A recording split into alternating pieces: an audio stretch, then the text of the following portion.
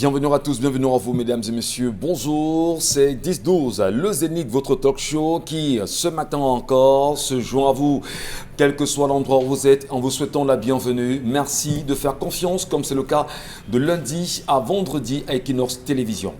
Alors qu'au moment où nous parlons depuis hier soir, la toile aurait-elle finalement libéré le professeur Gervais Mendoza?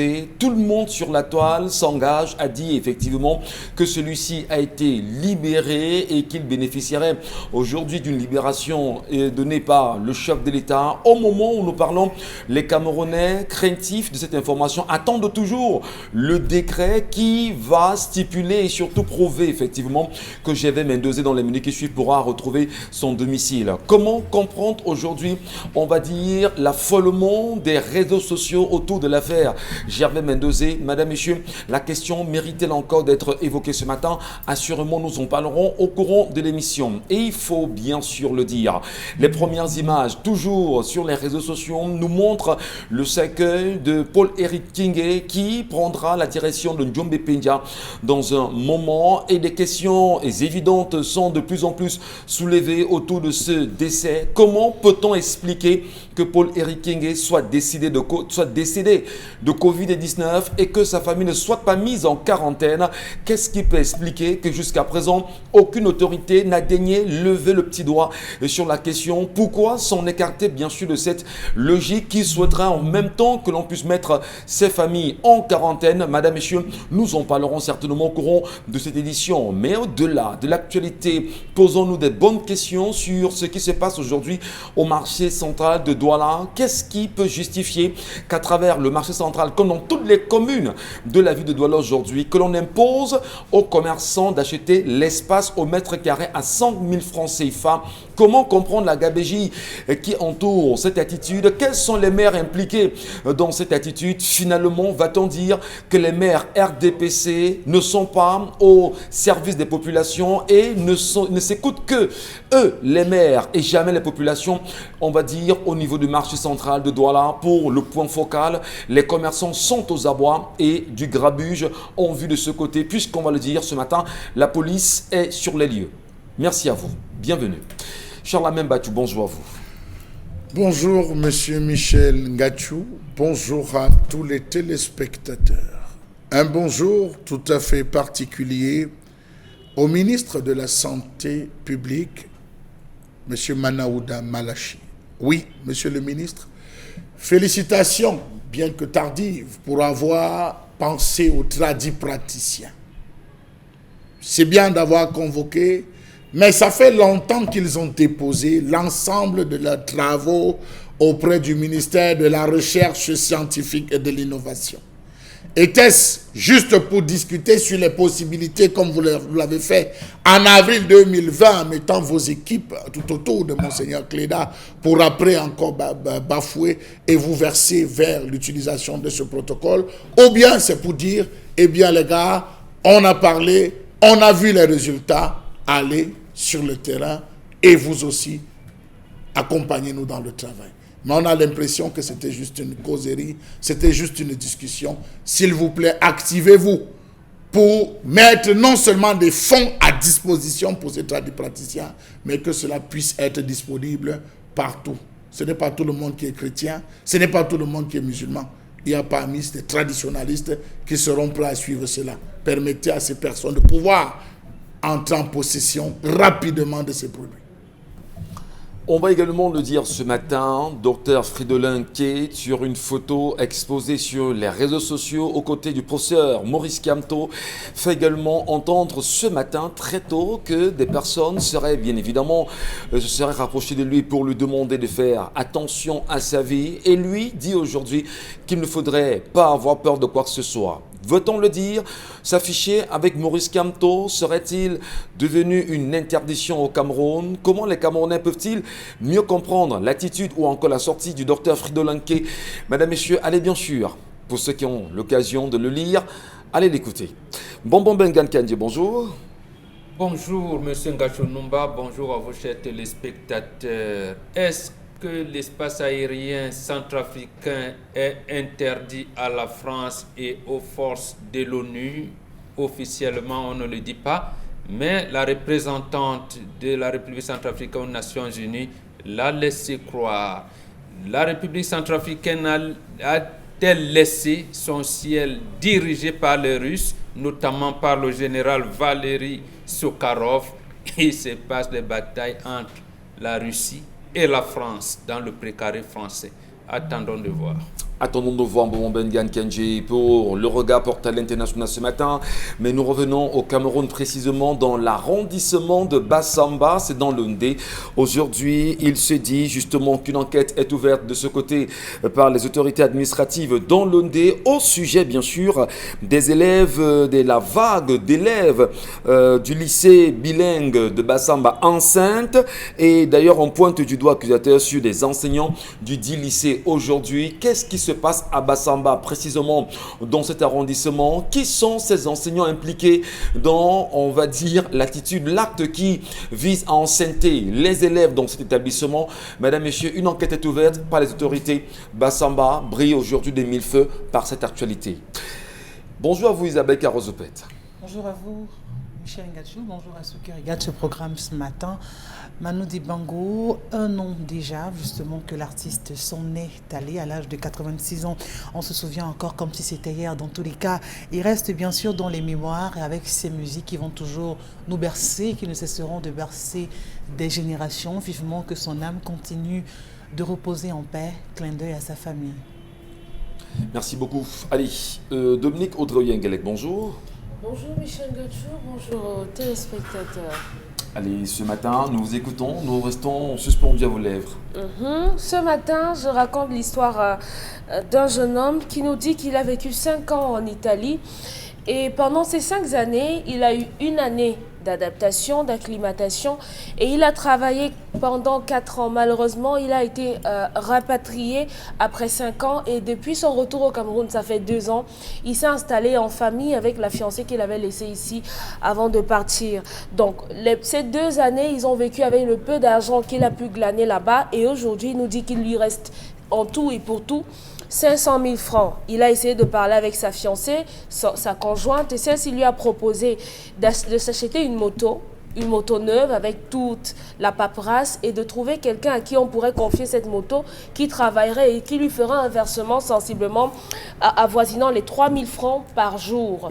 Ou à côté de ça, qu'il investisse dans ces sociétés d'investissement qu'on retrouve sur Facebook pour multiplier l'argent. Voilà ce que sa femme lui a proposé.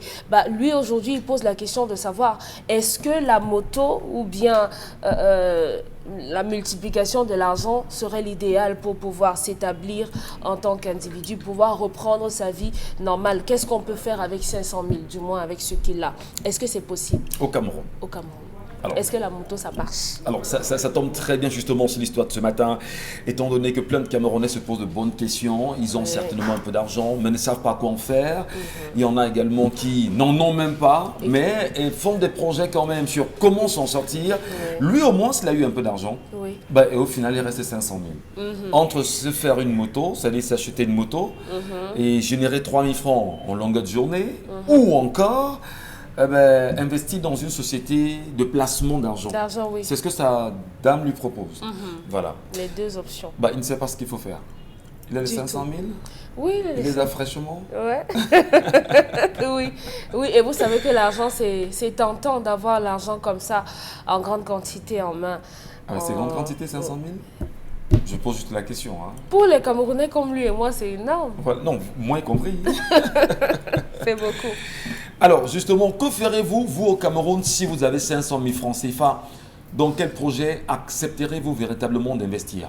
C'est ce Camerounais qui, lui, malgré, on va dire, la route, puisque la route est revenue au Cameroun, il n'a plus rien entre les mains, il a 500 000.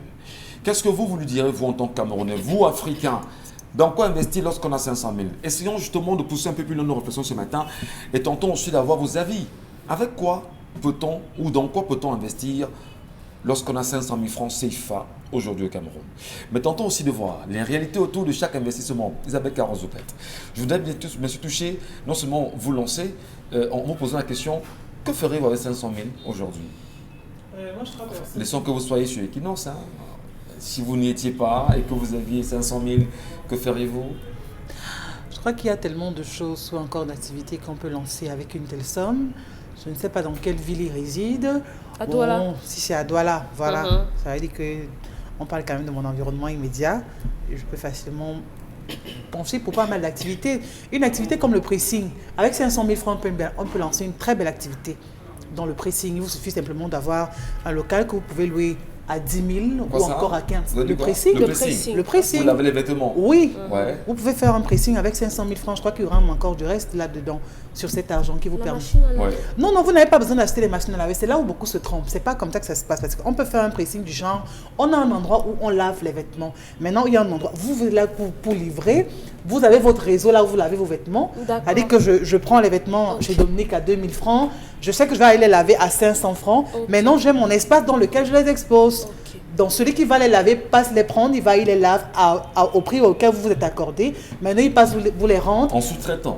Oui, maintenant le client passe récupérer son vêtement. Maintenant, vous avez vos 1000 francs, vos 1500 francs dessus. Maintenant, en fonction de l'article et comment vous avez essayé de monnayer. Donc, je crois qu'avec ça, ça passe hyper bien. Surtout lorsqu'on a un bel emplacement. Il y a encore beaucoup de personnes aujourd'hui qui pensent à laver leurs habits. Vous croyez qu'on peut avoir un bel emplacement à 10 000 francs au Cameroun? Non, même pas forcément 10 000 francs, même c'est dans les 25 000, 30 000 francs. Ouais. Le problème, c'est que le truc, c'est que quand vous avez un bel emplacement, l'activité forcément va prospérer puisque vous allez travailler pour avoir de l'argent.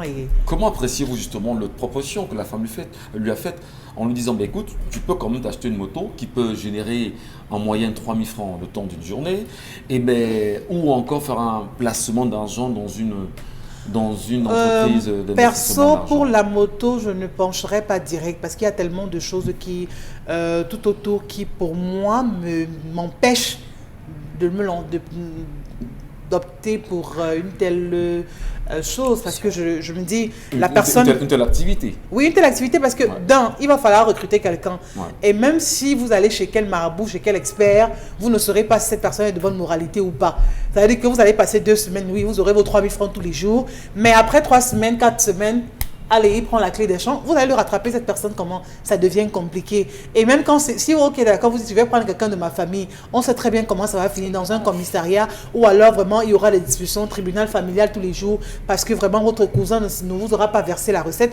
Ça va créer plutôt des divisions et des tensions dans la famille. La moto, généralement, ou encore véhicule, les gens préfèrent eux-mêmes se lancer dans l'activité, c'est-à-dire qu'eux-mêmes être propriétaires, eux-mêmes être conducteurs, pour éviter qu'il y ait des palabres. Parce que beaucoup ont été victimes de leur véhicule qui a été emporté, ou encore que ce soit de cet engin à 2 roues. Donc autant mieux ne pas se lancer dans cela. Autre chose, il peut ouvrir un salon de coiffure. Autre chose, il peut faire justement dans cette transaction financière qu'on peut faire à partir des téléphones portables aujourd'hui, avoir un kiosque et bien sûr se lancer dans cela, c'est une activité aussi qui marche. Étant donné qu'on en parle ce matin, effectivement, il y a des parents qui nous regardent certainement et à qui les enfants sont venus poser des problèmes. Papa, maman, j'ai un peu d'argent, je ne sais pas dans quoi faire, effectivement. Mais est-ce que parfois, on n'a pas en chacun de nous, comme Bombo Kama le dit sur le plateau, on n'a pas, je vais dire, cette valeur intrinsèque, cette chose qui nous appelle, où nous nous disons, je peux exceller dans tel domaine, je sens que voici le secteur dans lequel mon instinct, mon esprit m'appelle. Est-ce qu'on ne devrait pas apprendre également à suivre son cœur dans des activités particulières? Suivre son cœur ne suffit pas. Je crois que la première chose qu'on doit étudier quand on est face à une telle situation, c'est l'environnement dans lequel on est. Ouais. Quels sont les besoins de l'environnement dans lequel je me trouve? Je crois que c'est par rapport à ça qu'on peut répondre. Si votre cœur vous dit que non, vous êtes prédisposé à ceci ou à cela, à faire du chant et tout, et qu'autour de vous, vous n'avez pas cette possibilité, vraiment, vous serez obligé de faire tarir cette envie en vous et vous lancer dans... Parce que quand on veut mener une activité, on vient pour répondre à un besoin. Qu'est-ce que les gens autour de moi ont besoin? Qu'est-ce qui va le plus marcher ou pas? C'est en fonction de leurs envies que vous vous lancez. Parce que oui, c'est pour ça qu'on dit que le client est roi. Parce que c'est de lui que vous vivez. C'est grâce à lui que vous avez ce pain quotidien. Prenons également l'avis de Dominique Audrey sur la question ce matin. Qu'est-ce qu'on peut faire, à votre avis, avec 500 000? Non seulement la première question est posée, mais la deuxième, c'est de savoir comment appréciez-vous les propositions émises par la compagne de ce dernier?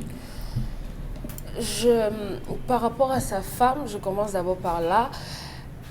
Je suis un peu gênée parce qu'elle se met en retrait.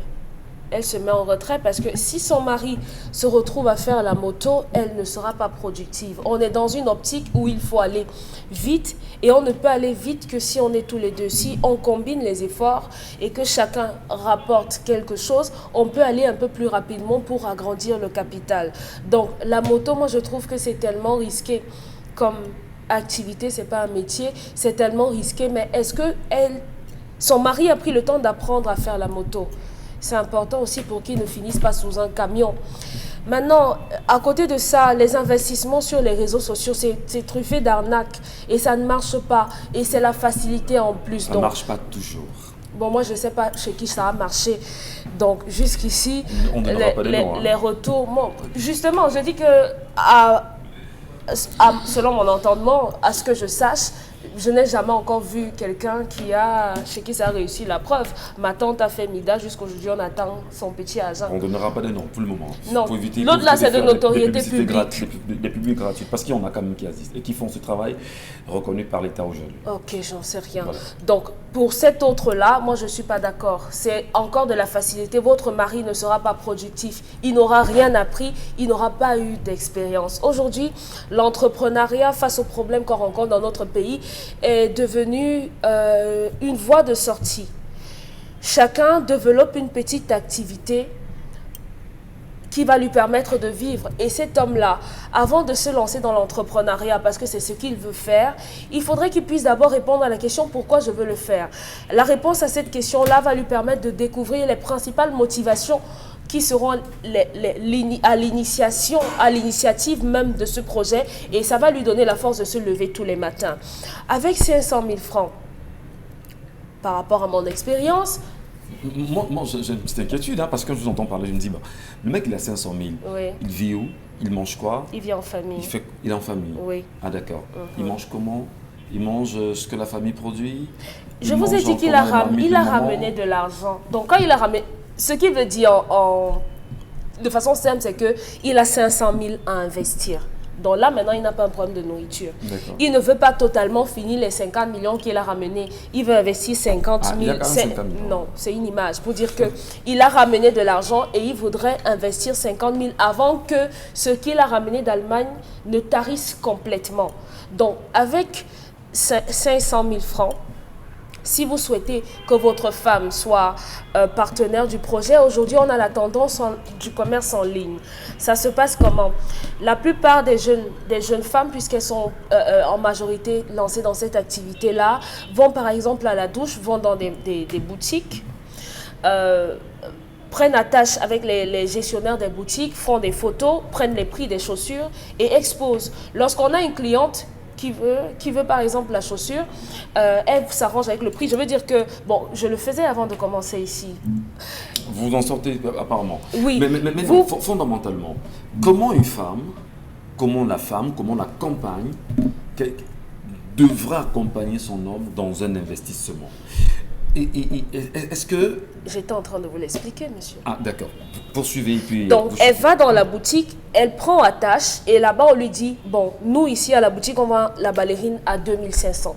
Ce que la dame va faire, c'est que sur les réseaux sociaux, Facebook et autres, elle va proposer la chaussure à 3500. La cliente pourrait discuter et lorsqu'elle s'entend sur le lieu de livraison, avant d'aller avec la chaussure, elle va et paye à la boutique et elle va donner à la cliente qui va payer les frais de déplacement et elle pourrait se retrouver avec 1000 francs de bénéfices par chaussure vendue, par exemple. Ça, c'est une image.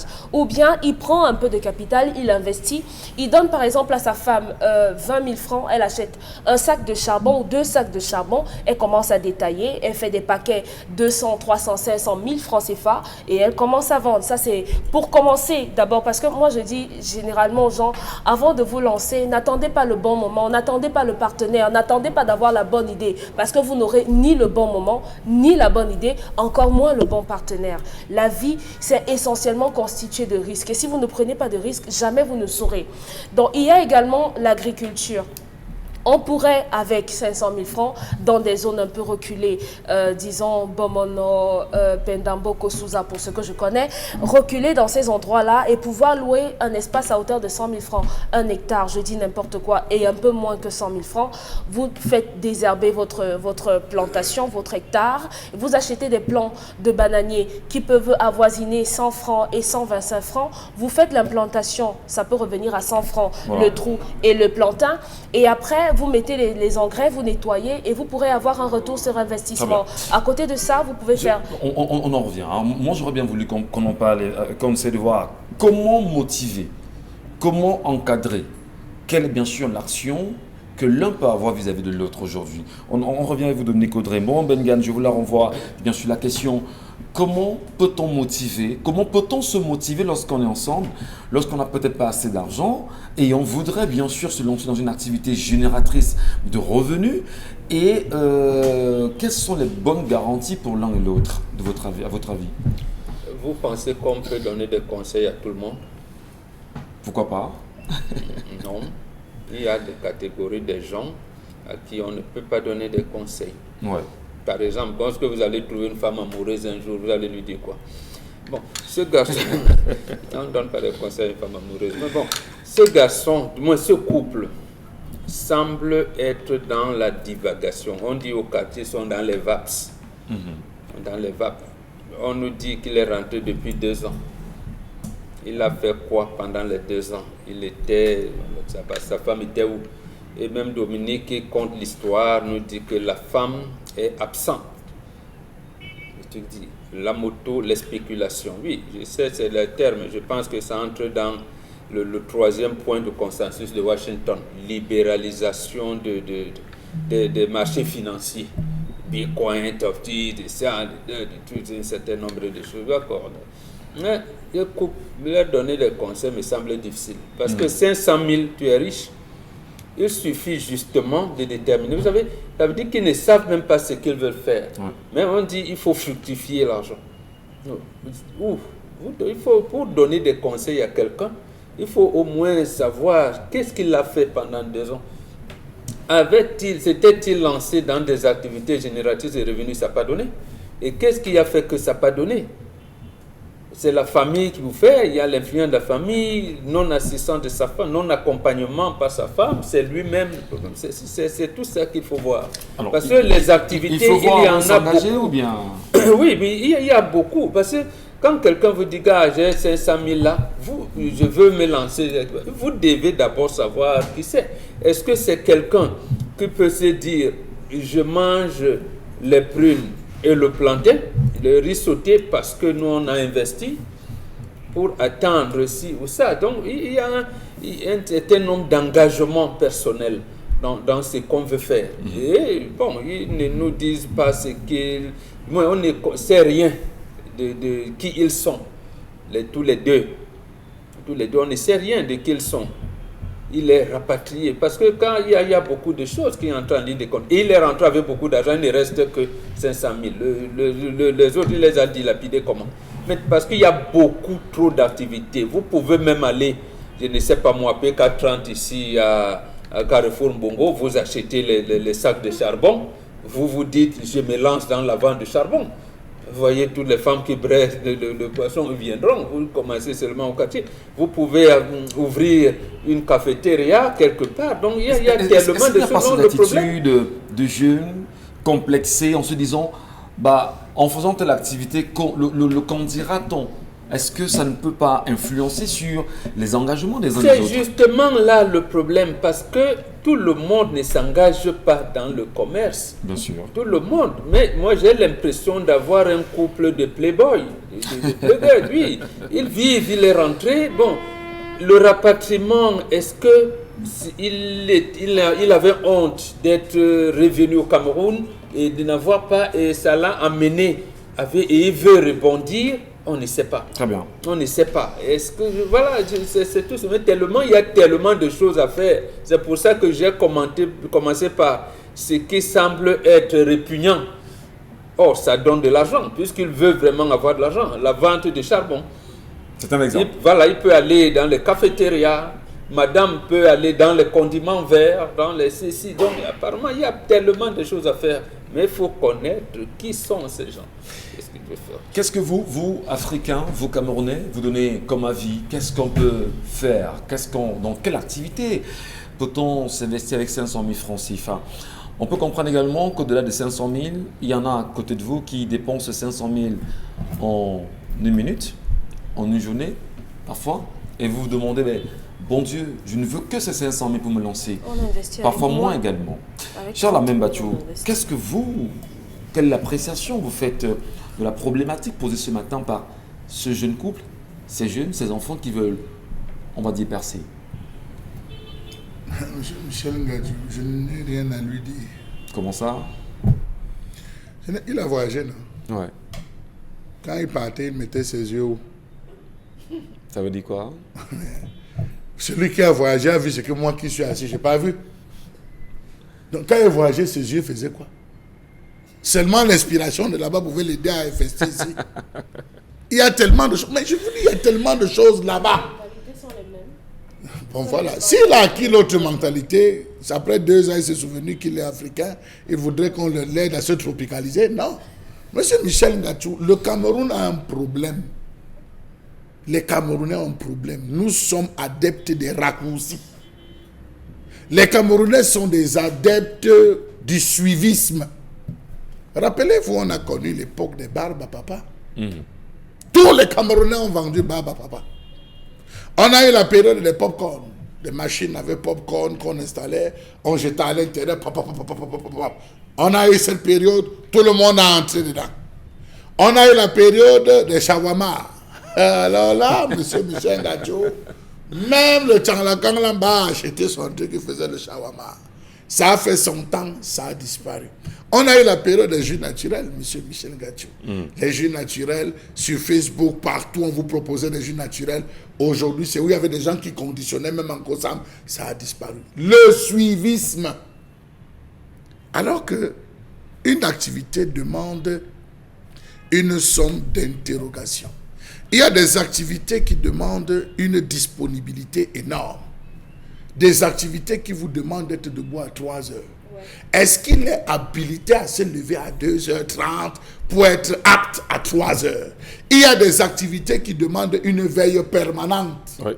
Permanente. Monsieur Michel Ngadjou, c'est comme les corails là. Il y a les corails, il y a des jus qu'on fait à base du corail, qu'on met dans l'eau, on laisse cette algue, les algues qu'on laisse dans l'eau. Oui, on fait des jus avec, les gens consomment. Ça demande un temps énorme. Vous avez, monsieur Michel Ngadjou, des activités qui demandent de la patience, de l'endurance, comme l'agriculture. Si vous êtes pressé de manger, monsieur Michel Ngadjou, n'allez pas dans l'agriculture. Vous allez tomber échec dans échec.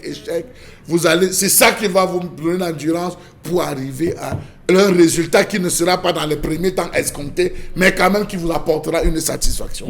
Et il y a des métiers, monsieur Michel Ngadjou, qui demandent véritablement l'observation, la formation.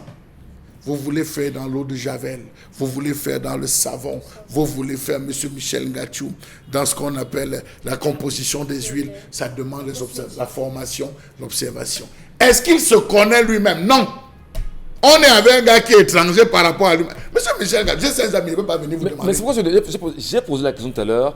Est-ce que parfois en nous-mêmes, il n'y a pas des choses, il n'y a pas des appels Monsieur Michel, j'ai dit j'ai 500 000, je ne veux pas venir vous demander. N'est-ce pas? Le fait de venir demander, ça démontre que vous ne savez même pas qui vous êtes. Vous n'avez pas de prédisposition, monsieur Michel Ngadjou. Si, je ne peux pas venir vous demander ce que faire avec 500 000 francs. Parce que, même Mbok l'a dit, ce n'est pas tout le monde qu'on conseille. Moi, je peux vous dire faire du savon. Vous partez injecter tout dans le savon. Vous tombez, vous chutez. Est-ce que vous êtes... Non. Pardon? Sauf qu'il vous a posé la question. Maintenant, il a une fusion de propositions. Il va étudier. D'accord. Vous l'envoyez l'agriculture à Pendamboko. Voilà. L'élevage, lui dit, le charbon. essaye avec le savon. Le Javel. Oui. Le charbon. Il a quoi pour juger pour voir par rapport aux arguments qu'on va lui donner? Vous avez dit le temps. Non, moi j'ai dit l'endurance. Voilà donc, monsieur Michel, je termine par là. Je termine. Le gouvernement a mis sur pied, et c'est là où je veux terminer en accusant le chef de l'État, une somme de structures avec des budgets allant à plus d'1 milliard de francs CFA. D'autres c'était 6, d'autres c'était 10, d'autres c'était 15 milliards. On a eu le PIFMA, on a eu le PIACI, on a eu le PAGE, on a eu le, comment vous appelez ça, le PEA Jeunes. Ça, c'était un programme pour les gars de la diaspora qu'on avait rapatriés, qui, en revenant, pouvaient s'insérer. PEA Jeunes, monsieur Michel Ngadjou. C'était un programme, allez fouiller sur Internet, qui avait été lancé pour les jeunes de la diaspora qui décidaient de rentrer au pays. On a mis suffisamment d'argent, mais malheureusement, ces projets ont été détournés. Donc, j'estime que vous venez voir votre femme, Isabelle Carole, chaude bouillante, vous lui dites, voilà, Isabelle, tu es mon épouse, tu es ma chérie, je vais me lancer dans une activité. Votre femme vous dit, allez faire la moto. À première vue, c'est ce que son entendement à l'immédiat donne. Est-ce qu'il a fait une analyse de ce que sa femme lui a proposé? Est-ce qu'il a essayé d'évaluer le terrain? Pourquoi est-ce qu'il n'a pas dit à sa femme, voilà. Donc je dis, je suis d'accord avec Bobo. C'est un couple par là. Je pense qu'il sait ce qu'il a au fond de lui. Je voudrais rapidement faire un trait d'union sur... peut-être nous, aujourd'hui, nous sommes journalistes, nous sommes sur Equinox, on y travaille. Moi, j'ai des camarades de classe qui, à très jeunes, en première, m'ont dit, Michel, moi, je ne sens plus l'école. Moi, je veux me lancer dans mon activité propre. Et je ne demanderai pas aux enfants de ne pas aller à l'école. Il faut aller à l'école. Parce que pour moi, c'est incontournable. Sans éducation, au monde ne dit rien. Lui, il s'est dit, moi, je vais me lancer dans la vente de beignets. Et il a commencé à faire ses beignets. Chaque matin, il fait les beignets. Le soir également, il fait ses beignets. Et en fin de journée, il vous dit, j'ai fait des épargnes à hauteur de 5 000 francs jour. Alors vous, maintenant, vous mettez de côté, vous faites un calcul, vous vous rendez compte qu'il a épargné environ 150 000 francs sur le mois.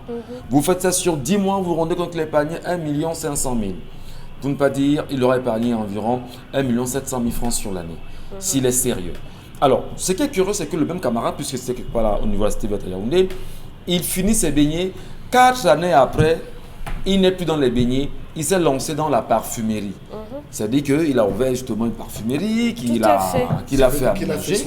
Il a fait son plan. Son plan de vie. Voilà. Et plus tard... Vous pensez qu'on ne s'entoure pas de conseils? Effectivement. Et plus tard, et aujourd'hui, au moment où je vous parle, oui, monsieur Ngacho parle à 1 million de personnes, mais je ne pense pas on peut se tutoyer. Donc, c'est dire qu'il faut sentir parfois... Vous pourriez le tutoyer, monsieur, si non, vous ne vous contentez pas simplement de... Non, vous pourriez le tutoyer si vous ne vous contentez pas de vous asseoir ici.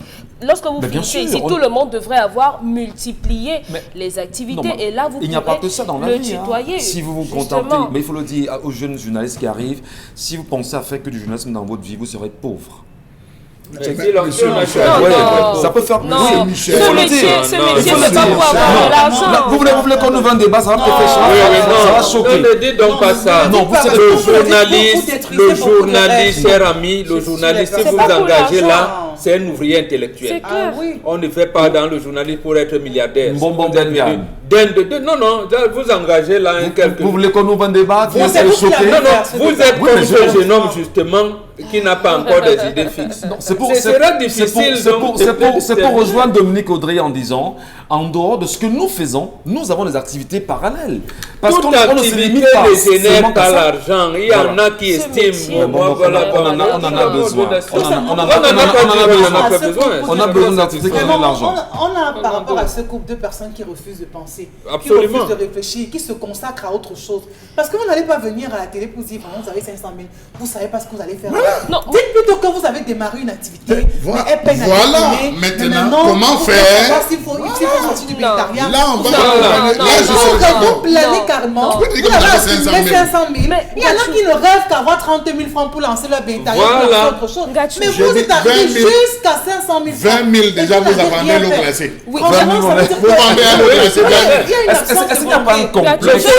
Quand vous avez le foléré, vous achetez un réfrigérateur même de moins de 100 000. 50 000. Même si Eneo coupe le courant tous les 5 mois, vous allez vendre votre foléré. J'ai un problème avec ce qu'ils sont en train de dire. Vous ne pouvez pas reprocher aux gens de se rapprocher de vous parce qu'ils ne savent pas comment faire. Non. Oui, parce que vous êtes en train de dire, vous attendiez à ce qu'on vous dise qu'au moins, eux, ils n'ont pas fait, ils ne savent même pas par où commencer. Donc, on ne va pas les jeter parce qu'ils ne savent pas par où commencer. On a l'argent. Il y a des gens qui ont l'argent et qui n'ont pas d'idées. Il y en a qui ont les idées et qui n'ont pas d'argent. Ouais. Et c'est pour ça que lorsqu'on n'a pas d'argent, on se rapproche des gens qui peuvent nous financer. Ceux-ci ont le financement et ils n'ont pas les idées. Ne les tapez pas sur les doigts pour ça. Je vous en prie. Vous allez frustrer, toutes les personnes qui vont poser les problèmes ici. Ce genre de réaction. Non, justement, si ces personnes ont votre compréhension, seront frustrées. La compréhension, on conseille à quelqu'un qu'on connaît. Okay. On a donc envie d'avoir le background. Charles Amel a parlé de formation tout à l'heure. On n'a jamais eu besoin de background ici pour traiter une femme de sorcière. C'est important quand même pas du 2 poids, 2 Je pense que chacun d'entre nous ici il était là-bas. J'aurais voulu que on peut chuter d'abord. Justement, c'est ça. Le gars était là-bas, il est revenu. Là où, pour faire comme ça, on se bat. le gars a refusé de se battre. Donc on n'est pas entré là-dedans pour comprendre ce qui s'est passé, ainsi de suite. Donc quand vous avez donc un type pareil, il n'est pas comme celui dont vous parlez, qui a dit ici, et même là-bas, je vais vous prendre le cas, elle nous regarde, Princesse Erika. Le jour du bac, elle dit à son papa, qui est l'un des premiers ingénieurs informaticiens de Cameroun, papa, je ne vais pas composer le bac, j'arrête, je vais faire la danse, le théâtre. Voilà. Donc voilà, mais aujourd'hui, est-ce que donc il y a des gens qui savent, celui ne sait pas. On doit d'abord savoir, mais mon fils, depuis que tu es rentré, tu avais honte, tu avais ceci, tu t'es lancé à faire quoi avant de lui donner? Parce que 500 000, c'est même beaucoup. On attend sa réponse. Ça va mettre rapidement. On attend sa réponse alors. Là, j'ai un ami, puisque vous avez raconté, qui lui s'était inscrit dans le programme de retour volontaire là, quand on avait organisé en France les rapatriements, les gars qui avaient choisi. Mais qu'est-ce que ce gars a fait? Il a essayé de réfléchir. Il a acheté, M. Michel, des bracelets. Il y a des bracelets pour, comment dire ça, savoir où son enfant se trouve à temps. Je sais pas, comme une sorte de GPS. Avec GPS, il en a acheté comme ça 300. Il a jeté dans sa valise. Il a dit, bon, je vais rentrer, c'est arrangé par les gens qui font le groupage. Il l'a envoyé. Lorsqu'il rentre, il se met à réfléchir, il observe. Il va dans les zones de Bastos, les quartiers un peu huppés de Yaoundé. Il va discuter avec des gens. Il propose.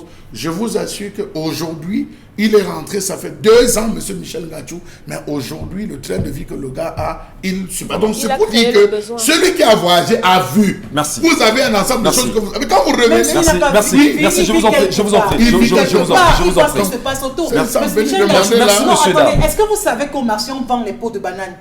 Les pots de banane. Même les pots de banana. Merci. Les pots de banana, on les vend, Michel. Merci, on a besoin d'avoir 500 000. Je vais simplement le Donc dire. vous pensez que s'ils le savaient, ils allaient venir vous demander? C'est méchant. On s'est tous compris. Vraiment.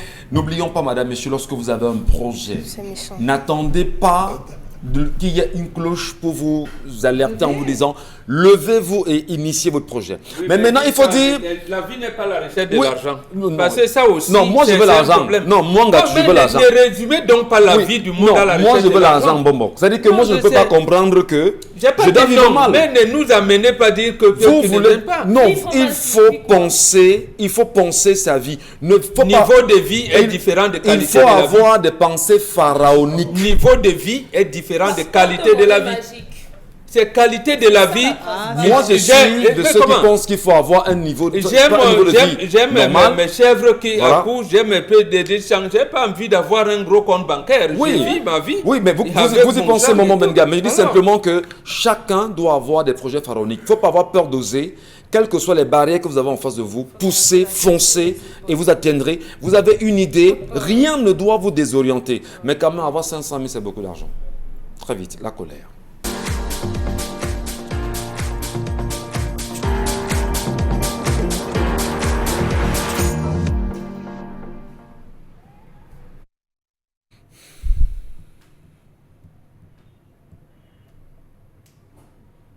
Je m'interroge ce jour sur la question de la violation du statut spécial du corps des fonctionnaires de l'administration pénitentiaire dans ce pays. Comment comprendre le calvaire des employés de la petite muette, comme on l'appelle dans ce pays? Les grands oubliés du système pénitentiaire par les gardes des Sceaux, ceux à qui l'on demande de faire toujours plus, alors qu'ils sont déjà au bord de l'implosion, obligés de la fermer sous peine de sanction. Au Cameroun, le personnel de l'administration pénitentiaire et surtout les gardiens de prison comptent parmi les hommes en tenue les plus mal lotis côté salaire. Le système pénitentiaire camerounais est à bout de souffle du fait que les problèmes sont les mêmes depuis tant d'années. Sous-effectif chronique des agents de détention, charge de travail intenable, insécurité permanente et j'en passe. Comment comprendre que les salaires de personnel de l'administration pénitentiaire et surtout des gardiens de prison sont des plus maudits? Au sortir de l'école, le gardien élève stagiaire touche 45 000 francs CFA par mois, 1 à 2 ans plus tard, titularisé comme gardien de prison, il reçoit 75 000 francs CFA par mois. Comment comprendre qu'au Cameroun, le personnel de l'administration pénitentiaire et surtout les gardiens de prison comptent parmi les hommes en tenue les plus mal lotis? Posez-leur la question pour savoir. 90 000 à 110 000 francs CFA en termes d'ancienneté, notamment 7 ans. Certains majors de la police sortis de l'école la même année que les gardiens des prisons, un mois avant, sont aujourd'hui des principaux, c'est-à-dire 3V en or ou majors, alors que les gardiens de prison restent au même grade, ils ne bougent pas. Savez-vous qu'un gardien de prison travaille environ 24 heures d'affilée avant de prendre un repos équivalent? Comment comprendre que les gardiens reçoivent en plus 20% de leur salaire en guise d'indemnité de non-logement, 0 prime d'escorte, 0 indemnité de risque ou d'heures supplémentaires? Comment comprendre que les boss, les patrons du système pénitentiaire font tout ce qui leur est possible pour bloquer les concours internes, préférant de fait des concours directs parce qu'ils se méfient des intellectuels déjà dans le corps? La majeure partie vont présenter les concours poussés déjà en fonction avec le niveau CEPE. Savez-vous que le dernier concours interne a été lancé en 1986? Calculez 1986, 2021, ça fait combien d'années? Comment comprendre que depuis la signature du statut des gardiens de prison, l'on a sinon rarement assisté à la nomination, mieux à l'avancement d'un seul gardien de prison? Comment comprendre le non-respect du décret numéro 92, base 054 du 27 mars 1992, portant statut spécial du corps des fonctionnaires de l'administration pénitentiaire? Comment comprendre la création des postes et des grades inexistants ayant entaché les dernières nominations qu'on dit falsifiées? Point d'interrogation. Les fonctionnaires de l'administration pénitentiaire sont classés hiérarchiquement par grade de la manière suivante: administrateur général senior des prisons, administrateur général des prisons, administrateur principal des prisons, administrateur des prisons, intendant des prisons, gardien chef principal des prisons, gardien chef major des prisons, gardien chef des prisons, gardien principal des prisons, gardien major des prisons et gardien des prisons. Comment donc comprendre la création, sinon l'innovation en dehors du décret, du fameux décret? Comment comprendre la récente création du grade d'intendant des majors, du grade d'intendant des prisons majors, jusqu'ici inconnu au sein du corps? Qui a donc créé en dehors des statuts ce grade d'intendant des prisons majors? La question, on se la pose. Comment comprendre la nomination au bureau de l'action sociale, des activités culturelles et éducatives au sein des délégations régionales de l'administration pénitentiaire, où il existe plutôt un bureau de sport, de l'animation et de l'organisation des cérémonies officielles? Allez plutôt parcourir le statut pour vous rendre compte qu'il y a des innovations, mais tout cela fait en dehors des règles. Même les responsables du personnel de l'administration pénitentiaire ont les mains sur la tête, ils ne comprennent rien. Comment comprendre le non-respect du décret du 29 novembre 2010 portant statut spécial du corps des fonctionnaires de l'administration pénitentiaire, notamment en son article 11, qui dit 2 points, je cite: aucun fonctionnaire de l'administration pénitentiaire ne peut occuper un poste de responsabilité ou de travail lui conférant autorité sur un fonctionnaire soit d'un grade supérieur, soit plus ancien ou mieux classé que lui dans le même grade. Point. Fin de citation, dixit l'article. Allez consulter les articles 20 à 25, parce que là, on ne peut pas les décliner ici, des articles qui ont été littéralement violés. Comment comprendre ces récentes nominations qui laissent sans poste de nombreux hauts cadres et qui nomment des cadres inférieurs, alors même que des postes sont vacants et qu'on devrait respecter le statut? À quoi donc a obéi cela? Point d'interrogation.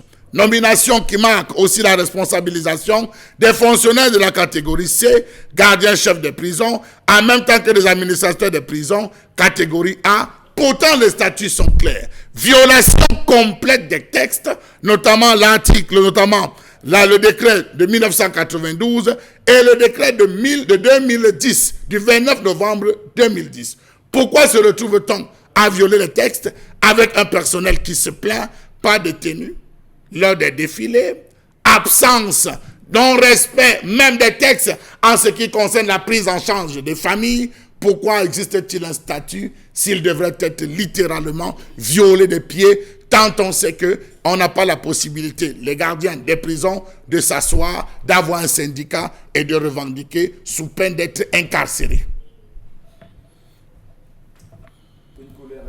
Ce matin, Charles Mbachou, et on en voit bien évidemment, on regarde les gardiens de prison aujourd'hui. D'ailleurs, conscients de ce qu'ils traversent, nous vous adressons bien sûr notre soutien et surtout beaucoup de courage pour ce qui se passe autour de ce corps, autour de cette profession, autour de ce métier, autour de ce secteur d'activité encadré par l'État du Cameroun aujourd'hui.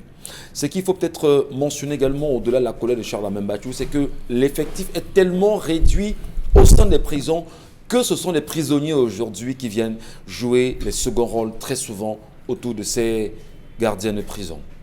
Travailler 24 heures d'affilée, ne pas avoir un suivi raisonnable, est-ce qu'on ne pourrait pas se poser de réelles questions sur l'administration pénitentiaire au Cameroun? D'ailleurs, le ministre en charge de cette question aujourd'hui a-t-il volontairement abandonné le secteur?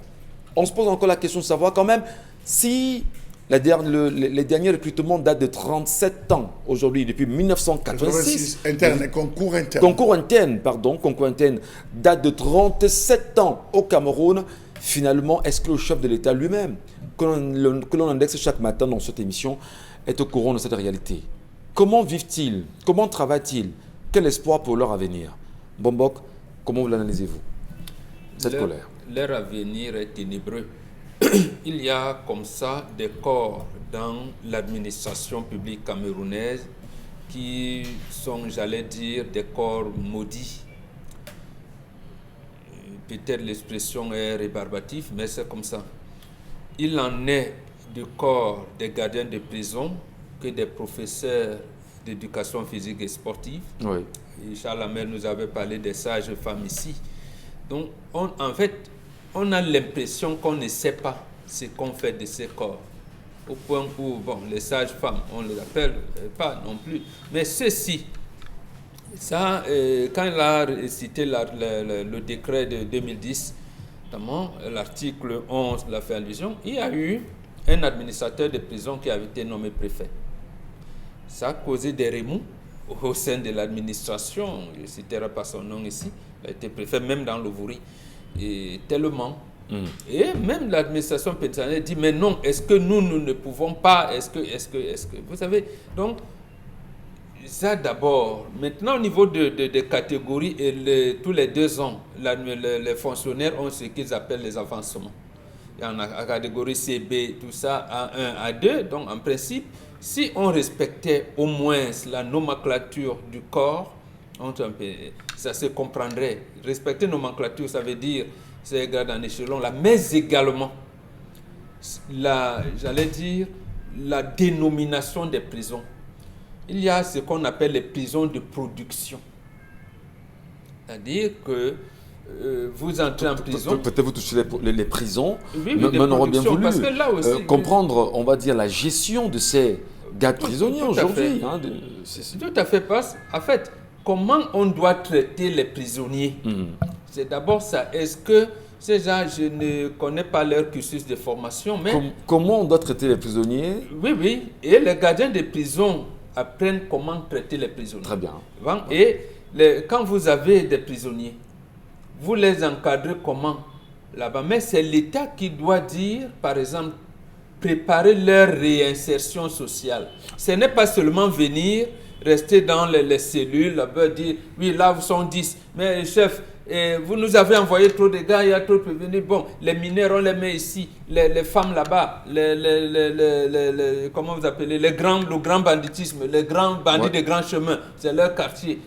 Tout ça. Non, ce n'est pas seulement donc, ça. Vous allez plus loin, donc, vous questionnez la formation de ces derniers afin surtout, de permettre aux prisonniers de se réinsérer après. Tout à fait. Donc, le contenu, l'orientation que l'État du Cameroun fait de ce corps-là, c'est ça qui est le problème.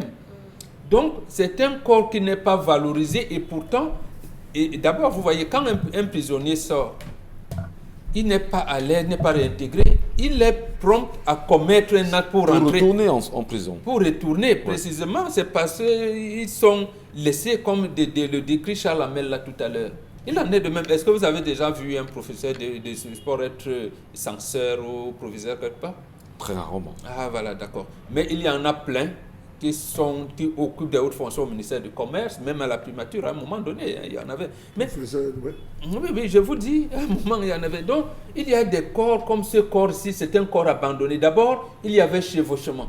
À un moment, on vous dit il appartient à l'administration territoriale. On le détache pour le ministère de la Justice. On l'enlève encore. Donc, il y a eu ce chevauchement de telle manière que on ne sait pas à quoi ce corps sert véritablement. Et là, c'est là le grand enjeu. Vous venez de toucher justement un point extrêmement sensible, extrêmement important pour Bengan. La formation des gardiens des prisons et la gestion des prisonniers qui sont amenés de purger des peines. Tout à fait. Comment mieux former ces derniers pour qu'ils puissent au mieux gérer les prisonniers afin que ceux-ci, une fois après avoir purgé la peine, se réinsère socialement parlant. Tout à fait. L'État a fauté à ce niveau. C'est là même où l'action sociale est du con. Vous savez, parce qu'on se limite seulement au juge. Le juge veut dire relax pur et simple pour bon comportement prisonnier à l'audience. Ce n'est pas seulement à l'audience. Ça veut dire que le gardien de prison qui vous convoie à l'audience tous les jours, lorsque vous êtes inculpé, il y a votre bulletin. C'est-à-dire que le comportement du prévenu ou même du prisonnier lorsqu'il est déjà condamné justifie tout le reste. Justifie le reste. Et donc, parce que mettre en prison, vous êtes, comment je vais dire ça, c'est la liberté d'aller et venir que vous êtes. Qu'est-ce qui justifie que l'État du Cameroun Qu'est-ce qui justifie que l'État du Cameroun choisisse délibérément de ne pas prendre très au sérieux ce secteur d'activité aussi important? Je ne comprends pas. Justement, pas de concours interne, pas de concours interne, pas d'avancement, pas d'encadrement, pas de tenue, les indemnités ne sont pas payées. Les accessoires liés à la fonction. Et même votre tenue. Incroyable. Donc, en réalité, ils se mettent à être amis avec le prisonnier. Et là, on est surpris que la drogue par-ci, ainsi de suite. Donc, en fait, c'est un métier respectable parce que c'est un métier qui a une influence directe dans le comportement de toute la société. Est-ce qu'on peut dire que ces gardiens de prison, en même temps, sont par ailleurs des éducateurs? Absolument. Ils ont justement le rôle d'éducateur social. C'est ça le premier rôle. Vous êtes condamné pour avoir assassiné ou je ne sais pas moi. D'abord, ils ont tous les motifs des gens qui sont là-bas sont divers. Assassinat par-ci, vol là-bas, détournement de deniers publics, ainsi de suite. Il a donc pour rôle de préparer votre réinsertion sociale quand vous allez sortir. Ouais. C'est ça le premier rôle. Et même là-bas à l'intérieur, de vous apprendre les activités ludiques et même de vous préparer à d'autres métiers. Il y a d'abord l'ancien président sud-africain qui venait de démissionner là, Zuma.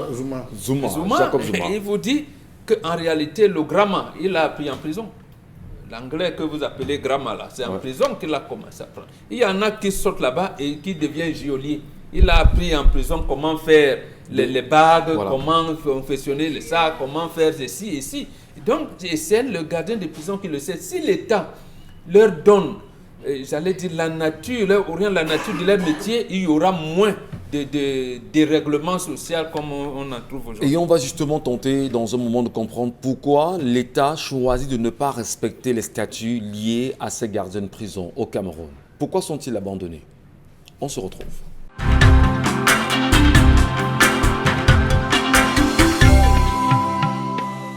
Bon retour, mesdames et messieurs, sur notre antenne. La question de la gestion des gardiens de la paix nous interpelle encore ce matin. À l'instant, Hein? Gardien de prison. On est en paix, Michel. Bon, Ben Nous sommes en paix ici. Voilà. Pardon.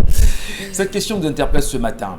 Et nous tentons bien sûr de savoir comment est-ce qu'au Cameroun, les textes qui encadrent quand même cette activité sont bafoués. Qu'est-ce qui peut expliquer qu'aujourd'hui, qu'on ait quand même un statut et qui encadre véritablement ce secteur d'activité et qu'il y ait des plaintes en permanence? Est-ce que ceci ne rassure pas ou ne confirme pas toutes les exactions qu'on peut avoir aujourd'hui dans les prisons camerounaises, entre les prisons et ces gardiens de prison aujourd'hui?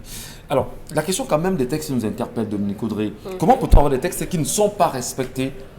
L'État le fait volontairement pas?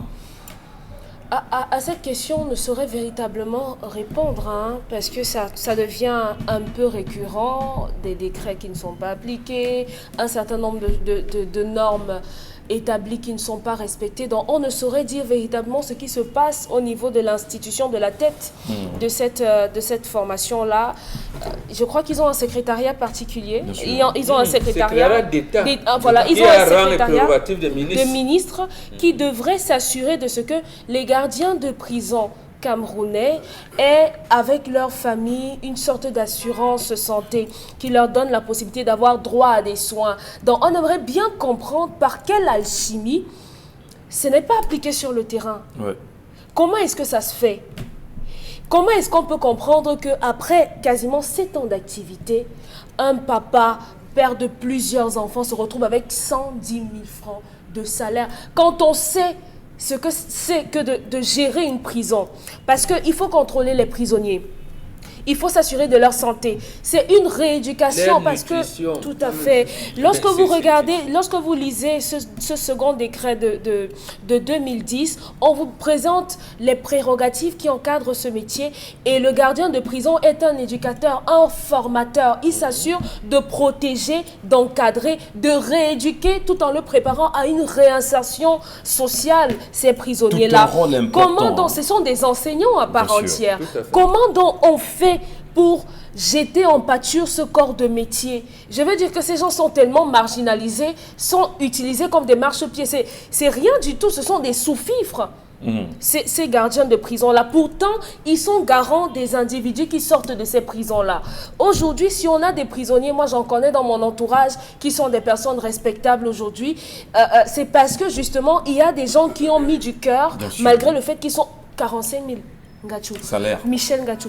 45 000 francs CFA au Cameroun, à Douala. Le loyer, c'est combien? Attendez, 45 000, c'est le salaire justement de ces gardiens de prison, les nouveaux recrues. Oui. Et l'avancement, c'est quoi? C'est après 3 ans, ils ont 75 000, oui. Et après 9 ou 10 ans, ils ont 100 000, 70 000. 7 ans. 7 ans. 90 et 110 pour les chanceux. Et même ça, pour avoir même les 110 là. Vraiment, ça a les yeux, comme on dit chez nous. Ça a les yeux. Parce que c'est devenu une affaire de copinage, d'affinité. On donne aux gens qui sont avec nous, aux gens qui sont des amis, qui sont proches de nous. Pourtant, les personnes même qui font véritablement le travail ne sont même pas pris en considération. Les personnes qui font le travail ne sont pas prises en considération. Il y a un manque criard d'effectifs. Monsieur Mbachou nous explique qu'ils prennent le travail, c'est 24 heures d'affilée. Comment quelqu'un qui travaille depuis le matin, depuis 6 heures ce matin, fait pour tenir? Si par exemple il y a une émeute, si par exemple il y a une bagarre dans la prison à 23 heures, à minuit, est-ce que la personne peut tenir, peut avoir suffisamment de force pour canaliser ces prisonniers, canaliser ces énergies? Est-ce que vous savez que en discutant avec quelques personnes dans le secteur, on s'est rendu compte que les prisonniers aujourd'hui sont utilisés comme des gardiens de prison. Ils gèrent certains secteurs, ils gèrent certaines portes, ils sont utilisés comme des majordomes dans des prisons. Et ce n'est pas normal. Très bien. Ce n'est pas normal. Les gardiens de prison ont besoin d'une révalorisation salariale. Ils ont besoin d'avancement. Ils ont besoin d'un peu plus de considération du pays parce qu'ils font un travail énorme. Très souvent, on laisse entendre qu'il faut laisser pourrir les situations au Cameroun afin de venir les sauver par le biais d'un décret ou de la main du chef de l'État. Mentionnez qu'à l'article 25 de cette loi de ce statut de 2010, ils ont droit à une formation permanente parce que pour enseigner, il faut être recyclé. Ils ont droit à des congés également, ce qui n'est pas appliqué. Isabelle Carole, laissez pourrir la situation pour revenir par la suite en sapeur-pompier et faire savoir au monde qu'on a sauvé un secteur, brandi bien sûr l'image du chef de l'État en disant il a sauvé, alors que lui-même a nommé ce secrétaire d'État en charge justement de l'administration pénitentiaire au Cameroun. Comment peut-on expliquer un tel abandon du personnel de ces derniers qui travaillent à mieux encadrer nos frères et sœurs qui se retrouvent dans les prisons aujourd'hui, on va dire lâchés par l'État du Cameroun? Oui, on va dire que c'est pas nouveau dans les oreilles. Parce que c'est pratiquement, si on va dans le cas des enseignants, ce sera le même son de cloche. Si on va dans bien d'autres domaines, ce sera le même son de cloche. Malheureusement, au Cameroun, les gardiens, justement, de ces prisons sont eux-mêmes des prisonniers. Ça ne devrait pas être le cas parce qu'eux-mêmes, ils sont prisonniers. Prisonniers parce qu'ils sont privés de tout.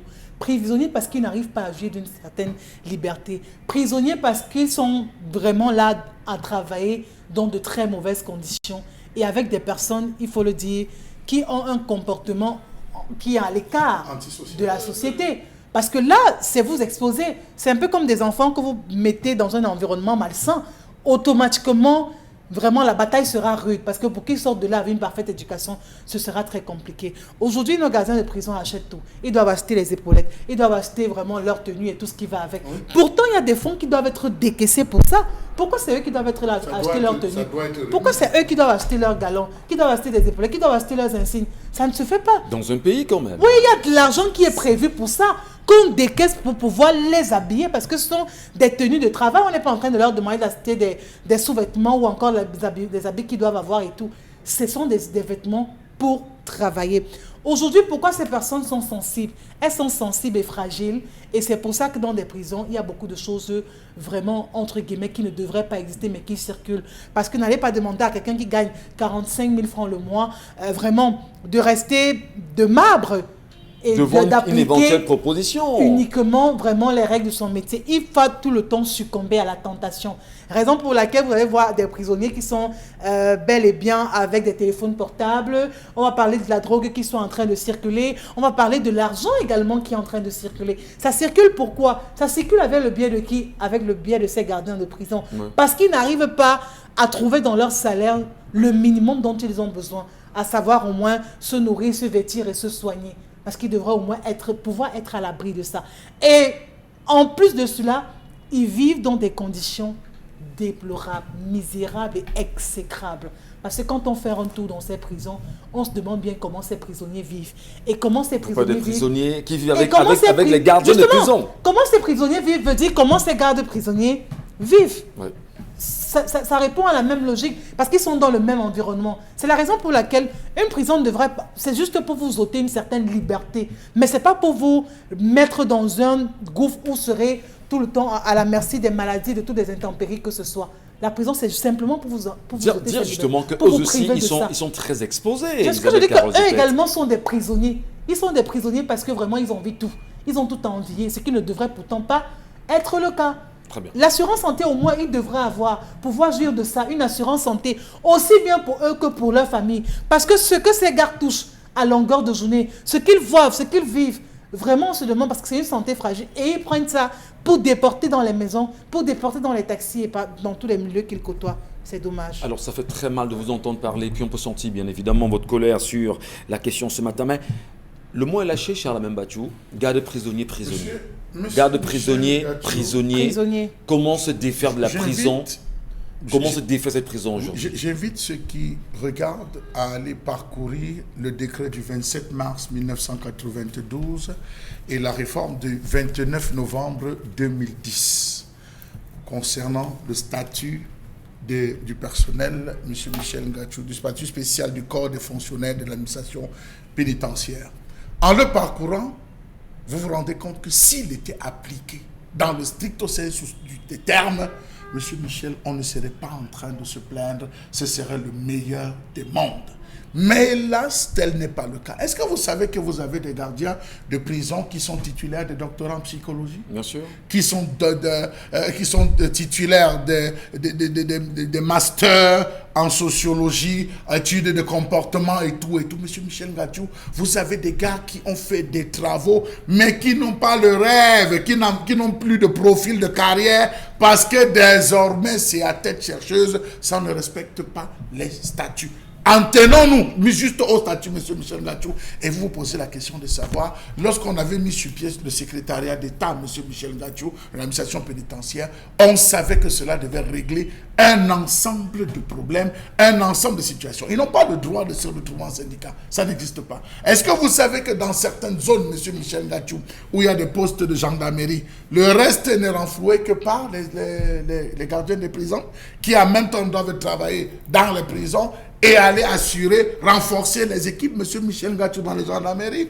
Ils sont occupés. Oui, c'est normal. C'est bien prévu dans les textes qu'en cas de défense, ils peuvent être ajoutés comme complément d'effectifs pour pouvoir le faire. Vous avez des gars qui se retrouvent là, ils ont des soucis avec des problèmes de famille, ils ont des enfants malades, ils ont aussi... On dit non, c'est la tête chercheuse. Le statut n'est pas du tout et complètement appliqué. Allez voir. Faudrait-il revoir ce statut? Non, monsieur ou Michel, il faut simplement l'appliquer? Monsieur Michel, on a failli avoir une autre implosion, parce que ça, c'est la 4e tentative d'implosion qui a été étouffée dans l'œuf avec les dernières nominations, où vous vous rendez compte qu'on a créé des grades qui n'existent pas. On a lu ici, d'après le corps, hiérarchiquement, monsieur Michel Ngatsou, les différents types de grades qui sont reconnus hiérarchiquement. Mais vous avez quelqu'un, on vous crée un grade d'intendant, de principal, major. Vous vous demandez, mais ce grade sort d'où? Les gars, même à l'intérieur, se demandent, mais est-ce que c'est encore dans le statut? Parce qu'on vous dit c'est la volonté d'un homme qui s'est assis, il a composé. Il est strictement interdit à l'article 11.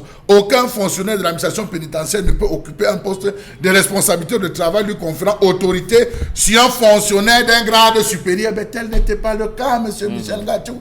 Vous voyez qu'on a ajouté major parce qu'il fallait mettre un inférieur sur la tête d'un supérieur. Ça ne se fait pas dans le corps. Mais à l'ENAM, le directeur de l'ENAM commande même ses enseignants. Ses enseignants. Alors, vous vous rendez compte que les statuts sont clairs. Si on décide de bafouer les statuts, changeons le statut, amendons tout simplement le statut. Si on décide de changer avec des nominations, revoyons. Moi, je demandais, faut-il revoir le statut, ou il faut simplement l'appliquer? Monsieur, il faut appliquer le statut. Vous avez des gens qui sont entrés, monsieur Michel Ngatsou, et qui à ce jour sont dans les 90 000, pas d'avancement. Ils sont rentrés avec les mêmes grades, ils restent avec les mêmes grades. Il faudrait qu'il y ait des batailles, des réseaux, des lobbying qui se jouent à l'intérieur, comme Bombardier dit, pour des parachutages, parce que vous avez joué. Non. Est-ce que parce qu'on a choisi d'être gardien des prisons, on n'a pas le droit de rêver aussi avoir, en termes de profil de carrière, quelque chose de mieux, monsieur Michel Ngatsou? Des avancements en interne, des concours en interne, partout, même dans les différents corps, que ce soit l'armée, que ce soit, vous avez la possibilité de faire les concours internes. Vous entendez, tous ils sont partis, ils sont rentrés à l'école, ils ont fait 1, 2, 3 ans, ils sont ressortis avec tel grade, ils sont repartis. On connaît même, en termes de classification dans l'armée, les différents mois, où il y a des grades, où les gens portent des grades, les différents mois au cours de l'année. On sait qu'en janvier, on sait que tel mois... Le 1er janvier, le 1er avril, le 1er juillet et le 1er Alors posez la question donc à ces gars. Ils sont bloqués, les statuts ne sont... Il y a violation complète, monsieur Michel Ngatsou, d'un ensemble. Je pense qu'on devrait aujourd'hui interpeller le ministre Laurent Esso, qu'il essaye d'avoir un regard beaucoup plus porté sur la question, histoire de revoir comment est-ce qu'on peut permettre à ces gardiens de prison... En interpellant Laurent Esso, il faut bien voir le secrétaire. Non, juste, c'est lui le ministre quand même, le ministre plein. C'est lui le ministre plein. Il peut taper sur ses doigts en disant que, mais voilà, quelles sont les propositions que va-t-il le faire? Merci beaucoup, cher Lamel. Merci à vous, madame, messieurs. Vos avis sur la question, tout à l'heure, nous les prendrons sur notre antenne, nous vous lirons. Est-ce qu'autour de vous, vous avez des membres de vos familles qui sont également gardiens de prison? Quelles sont les histoires qui vous racontent en longueur de journée? Comment vous appréciez cette activité aujourd'hui, mais surtout l'encadrement, dit-on, mal fait fait au Cameroun autour de ces gardes prisonniers. Voilà, le respect du statut en même temps ou encore la révision. Il y a un article qui précise que en termes de tenue, on va revenir. On doit remplacer la tenue. On va prendre les messages, je vous en prie. Les messages, Isabelle Carole, s'il vous plaît.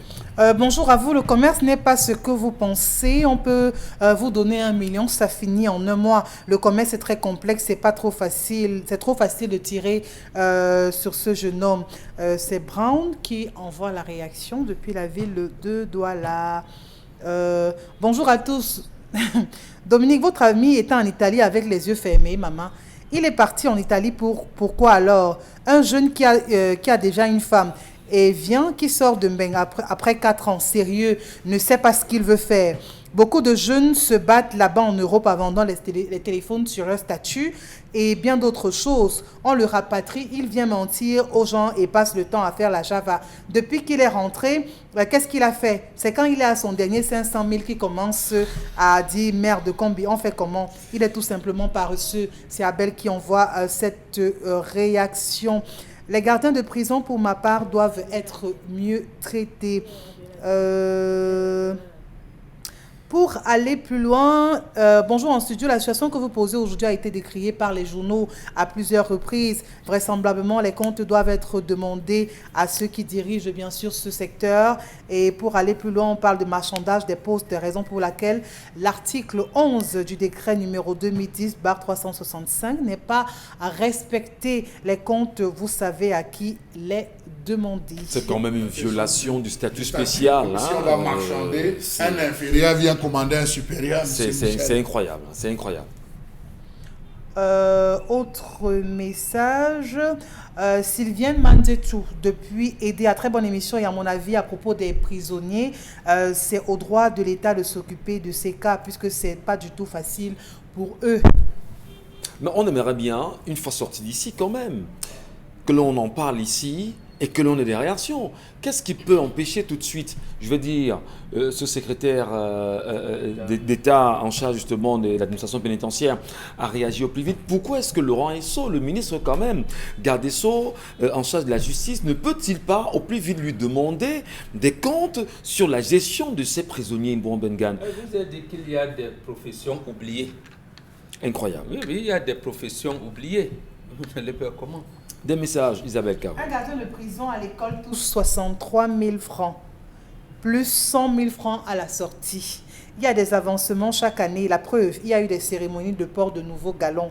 Et il y a quelques jours, le problème est ailleurs. Le message n'est pas signé du tout. C'est pas Adam Smith? Non. Voilà. Bonjour, pour moi, j'aimerais savoir si on a lancé ce recrutement, non? Autre réaction par rapport à l'histoire du jour, qu'il achète une moto ou alors un pouce, je crois qu'il va s'en sortir avec ses 500 000 francs. Autre réaction, bonjour, avec 500 000 francs c'est beaucoup, se lancer, surtout le charbon et les vivres frais, qu'il me prête seulement 100 000 francs et en un mois je lui remettrai avec intérêt. Je suis au chômage. Rosine depuis Bonaloka qui signe cette réaction. Merci beaucoup Isabelle Carole. Vous êtes très nombreux également, madame, monsieur, à réagir. Sur la page Facebook, beaucoup de commentaires, des propos en même temps commenter des commentaires. Oui, on peut bien vous comprendre. Mais en le disant ici tout à l'heure, que la question de la profession que nous tenons hautement respectable, il est aussi important d'inviter les uns les autres à voir plus grand aussi. Ça, encore, je l'insiste.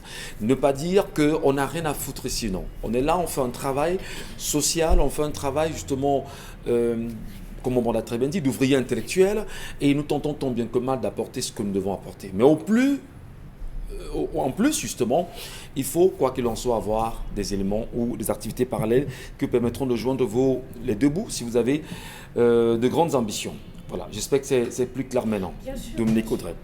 Allez, dans un instant, la revue des réseaux sociaux. Qu'est-ce qui fait la une sur la toile?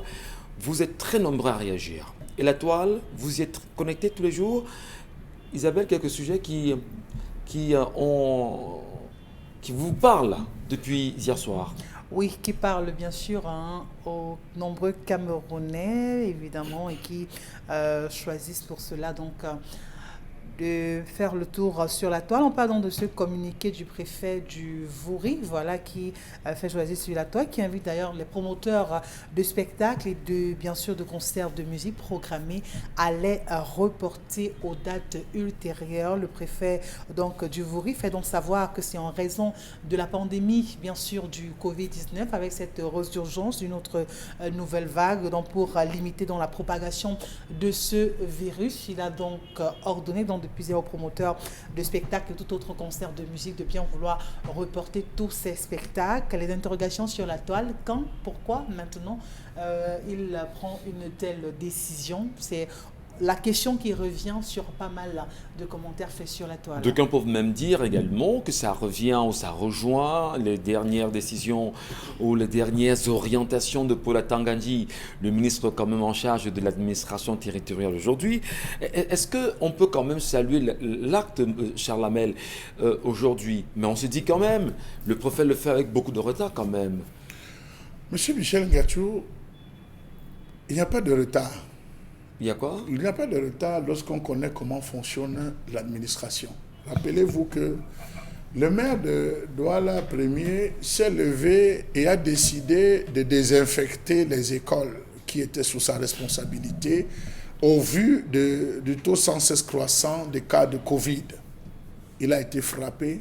Vous avez eu le délégué départemental et régional de la santé qui sont sortis, qui ont fait un tapage en disant on les a pas saisis, qu'est-ce que cela veut dire, tout ce qui s'est comporté, pour après à la fin se raviser lorsqu'ils se sont rendus compte. Vous vous rendez compte que dans ce pays, il y a toujours la loi de la hiérarchie. La hiérarchie qui doit toujours donner son point de vue avant toute chose, même lorsque les faits, Monsieur Michel, sont probables, les faits sont là, il faudrait toujours. J'estime que ce n'est pas tard. On peut tirer un coup de chapeau à cette décision d'arrêter les spectacles, un temps soit peu. Nous, on se plaignait la semaine dernière du taux sans cesse de Covid. Vous regardez les bars.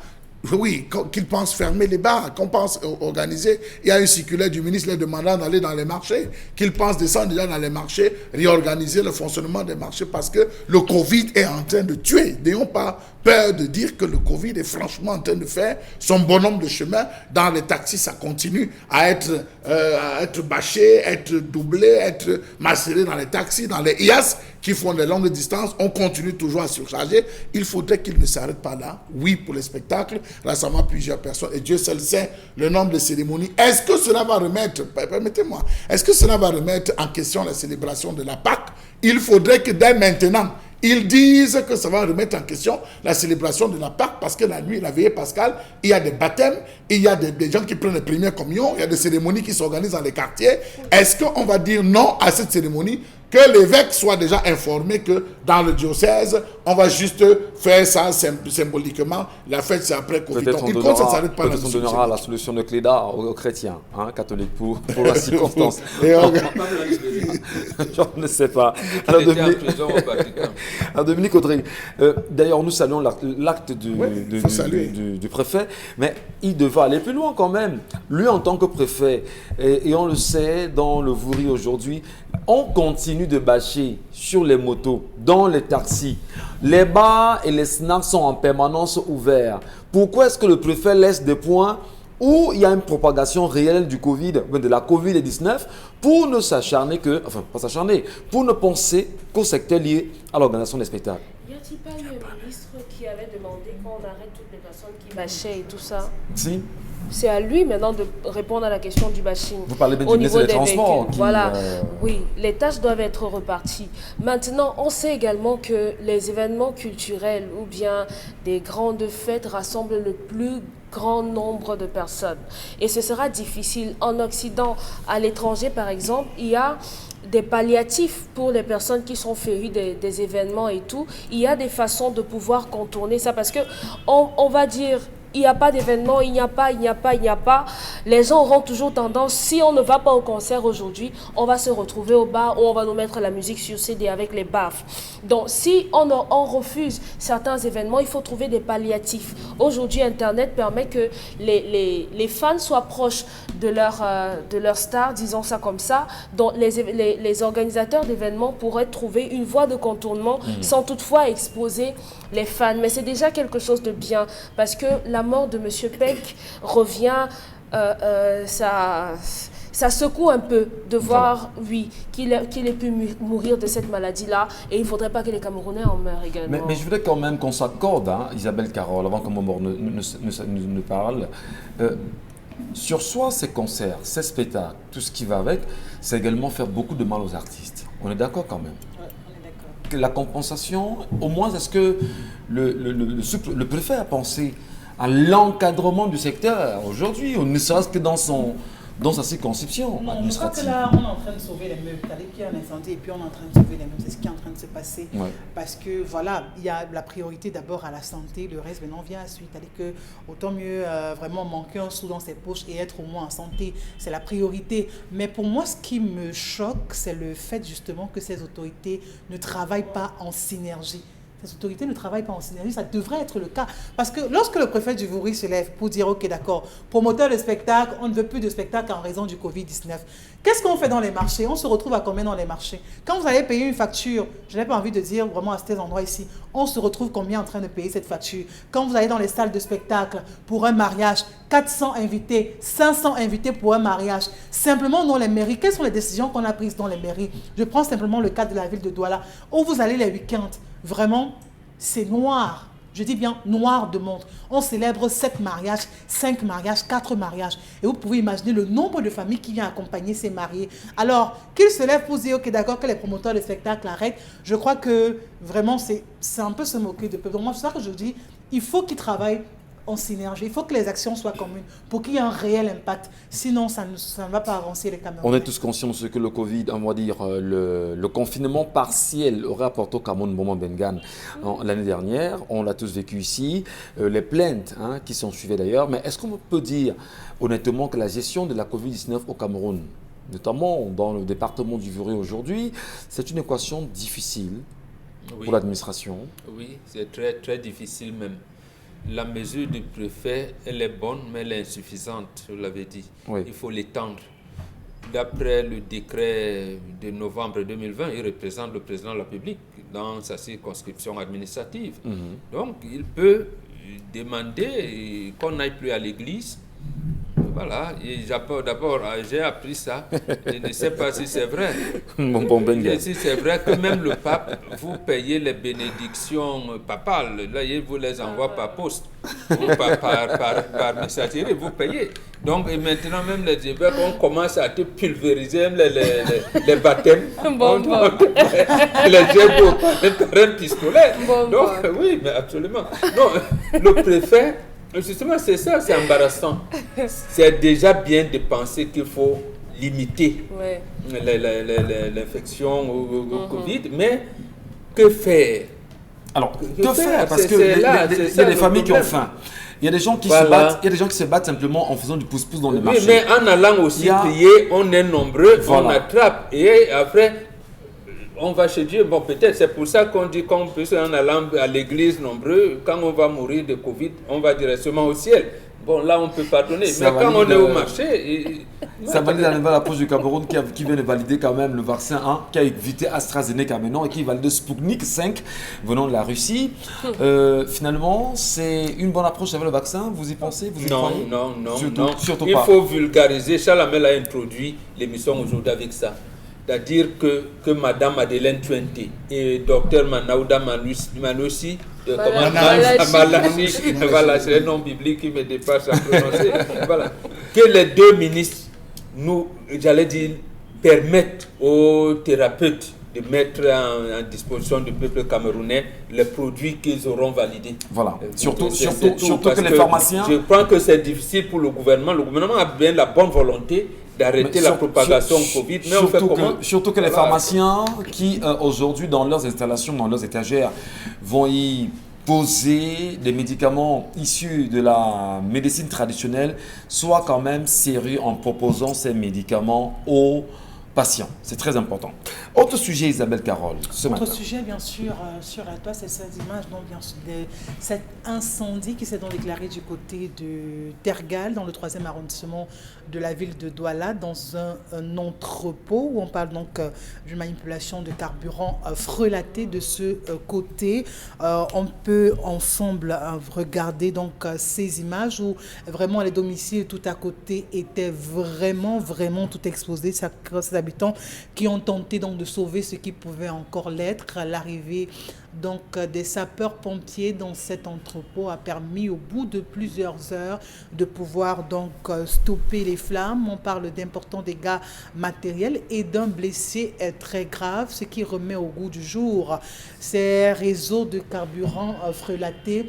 Ce combat que tentent bien que mal de mener ces autorités, mais qui jusqu'ici n'arrivent pas à remporter la bataille. Qu'est-ce que des carburants, le carburant frelaté fait dans des domiciles? Peut-être le carburant issu de la contrebande. Pourquoi les populations ne dénoncent pas? Ouais. Si vous êtes dans un domicile juste à côté, on manipule du carburant, vous devez dénoncer, sinon vous pouvez être calciné. Si on parle d'un entrepôt de carburant frelaté, ça veut dire que les populations qui étaient à côté étaient bel et bien au courant. J'essaie sur le carburant issu de la contrebande.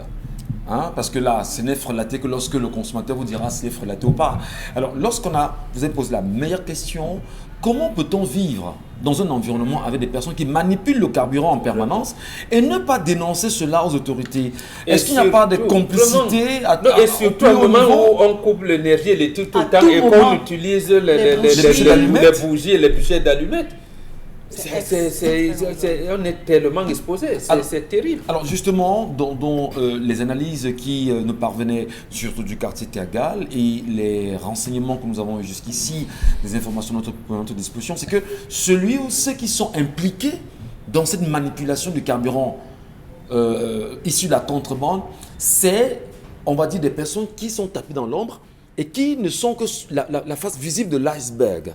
Alors, est-ce qu'on peut avoir un espoir aujourd'hui, quand même, Dominique Audrey, que des personnes aient le courage nécessaire de dénoncer le fait qu'il y ait du carburant autour des domiciles pour se protéger eux-mêmes et protéger les populations? Comment amener le Cameroun à changer cette façon de voir les choses? On ne peut pas, Michel Ngachou, on ne peut pas espérer à la place de quelqu'un pour que cette personne soit en vie. Vous avez vu comment il court avec les plaques à gaz, les plaques, les valises. On peut revoir. J'ai pas envie de dire que c'est idiot, mais moi je peux pas rester dans une maison où vous êtes en train de faire ça à côté. Moi je me casse. Alors si vous dénoncez et qu'on se rend compte que parce que vous irez voir le bailleur. Le bailleur va vous dire que excusez-moi, c'est mon meilleur client. Oui, c'est mon meilleur locataire. Il paye toujours à temps. Il paye en 3 mois. Vraiment, il ne me dérange pas. Donc, si tu ne peux pas, tu pars, tu nous laisses. C'est inadmissible. Où sont les chefs de quartier? Parce que tout le monde sait. La plupart des personnes qui ont des voitures dans ce quartier, certainement, comme on l'a vu à Yaoundé, ils envoient leurs enfants. Prends le bidon, tu peux acheter le carburant chez la mère chez le père de tel. C'est toujours les riverains, les voisins qui font vivre cette activité-là à côté. Donc, ils sont tous complices et la faute ne peut leur revenir qu'à eux. Parce qu'à un moment, l'État ne va pas entrer dans vos maisons. Il faut un minimum de conscience, de bonne conscience. Si vous n'êtes pas conscient pour vous, ce sont vos enfants qu'on va trouver brûlés. Et après, vous allez revenir ici et on va en faire un sujet des réseaux sociaux. Non, l'État renvoie toujours doit entrer dans les maisons. Ça renvoie à un moment. Il y a les chefs de bloc. D'abord, les chefs de quartier, les chefs de bloc. Le problème, c'est qu'ils ne font pas leur travail. L'État parle toujours d'approcher l'administration des administrés. Oui. Bon, mais les chefs de bloc sont là. Quand il y a la distribution des cartes d'électeurs, le chef de quartier arrête certains gars de non, toi tu es opposant, tu n'auras pas, on cache. Mais quand il faut protéger les populations, on ne les voit plus. Et après, on va dire l'État ne peut pas mettre un policier derrière chaque citoyen, ainsi de suite. Qu'il fasse le même travail de renseignement et d'éducation de la population à la citoyenneté. Ils ont cette possibilité. Est-ce que quelqu'un doit nous dire... Alors ça renvoie justement à l'unicité de la défense que vous évoquez en permanence ici, Moron Bengan. Il faut quand même que l'on soit unanime dans la protection de nos environnements, des populations. Oui, mais à un moment donné, lorsque les citoyens... Pourquoi on parlait des prisons? Parce qu'il y a des citoyens qui sont têtus. Il faut sortir la chicotte. Et ce n'est que l'État ou ses représentants qui peuvent comment je vais dire, procéder à une certaine fonction. Vous faites des reproches ici ou là. Et Dominique va dire à mon fils, non, je viendrai dire, mais c'est pas ton fils, hein, occupe-toi de... Voilà. Voilà quel est le comportement. Or, le notable, le chef de bloc, le chef de quartier ou c'est notable, il va dire non, monsieur Bombok, arrêtez. Parce que votre comportement là, vous l'avez. Si je continue, on me convoque à la chefferie. Carburant issu de la contrebande, cher Lamel, dans des quartiers aujourd'hui. Voilà, on a l'incendie qui s'est déclaré hier en fin d'après-midi au quartier Tergal. Heureusement, il n'y a pas eu de mort, mais quand même les dégâts matériels sont importants de ce côté. Comment protéger les populations et comment amener les populations à se protéger elles-mêmes? Monsieur Michel, je vais vous surprendre en disant vous ne pouvez rien. Vous ne pouvez rien dire à quelqu'un qui a faim. Vous ne pouvez rien dire à quelqu'un qui a faim. Venez parler de VIH-Sida à une fille qui a faim. Elle va vous dire, papa, je mange d'abord. Le reste, c'est après. Nous sommes dans un état où les gens se battent à vivre, à manger au jour le jour. Regardez tous les mouvements d'humains. Quelle est la conclusion? On va manger quoi? Nos enfants vont manger quoi? On va nourrir. C'est le manger, monsieur Michel Ngacho. Vous êtes passé au carrefour Agip? Oui. Vous avez vu tout ce qu'il y a? Ce que vous appelez contrebande. Vous avez vu à Agip Bépanda Omnisport, monsieur Michel Ngacho? Vous pouvez calculer ce qu'il y a dans les maisons à Bépanda Omnisport? Non, arrêtons ça, monsieur Michel Ngacho. Vous savez qui va carburer là-bas? Allez, vous allez voir. C'est des hommes en tenue hein, qui vont carburer là-bas. Ils sont, ils payent. Ils s'en vont, ça tout le monde dans son moteur. Ils sont là le long des rues, monsieur Michel Gachou. Avant le carrefour Agip, pour quittant de bons fils jusqu'au carrefour Agip, vous allez les voir, ils sont là le bord. Vous ne les arrêtez pas. Vous allez chercher à Tergal. C'est à Tergal que vous partez voir les gars de Tergal. Laissez les gars de Tergal. Commencez là. À la base. Nettoyez d'abord cette rue, la rue des oiseaux. C'est spécialement, c'est reconnu par l'État. Monsieur Michel, autre chose. Quand les camions finissent de vidanger, je ne sais pas si quand ils vont verser le reste, monsieur Michel, ils foncent par Bépanda. Ils entrent par Bépanda Omnisport. Ils ont les endroits, ils arrivent. Ouvrez les turbines, on ouvre. Dans beaucoup de véhicules que vous voyez, des jerrycans. Bien sûr. Beaucoup de véhicules, de personnel que vous voyez, ils ont des jerrycans en fer où ils font des stocks.